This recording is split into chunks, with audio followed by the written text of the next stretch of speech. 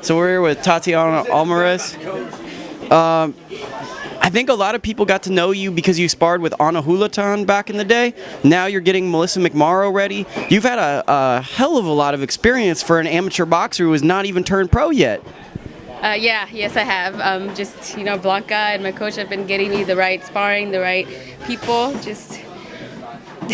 I guess let me rephrase that to make it an easier question to answer. How is it like having that much experience against the best in the world? It's honestly, it's unbelievable. It's hard to explain. When you're in there, I feel like how do I say? Like I respect what they do, and just getting that I feel honored that they even want me to work with them, that they want me to help them out in the pros. It's an honor to have these two great boxers want my help. So, what are your future goals in boxing?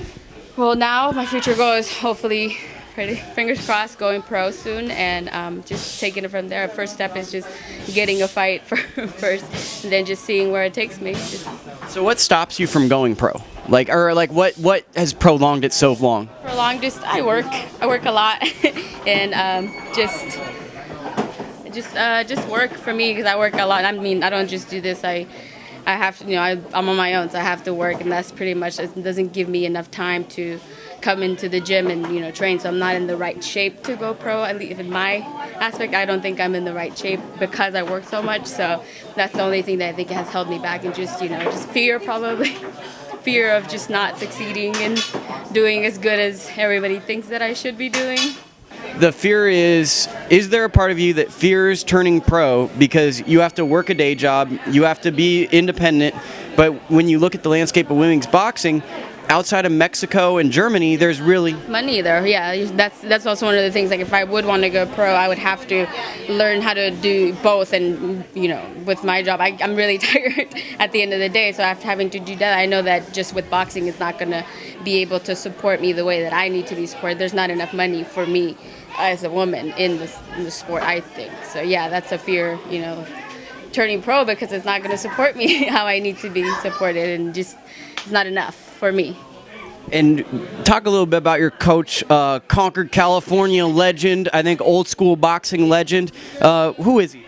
Carl Chirac. He's the best coach. I'm very honored and glad that I got in contact with him. I feel like I wouldn't be where I am if it wasn't for him. He's been able to turn my style from an amateur fighter to looking more of like a pro fighter. My style has developed because of him.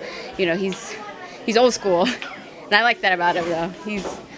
He works on like the little details in my what other coaches probably don't see. He sees that, and he's to help me develop my style that I have, which is why the pros come and want my help, because it's more of a professional style, I would say.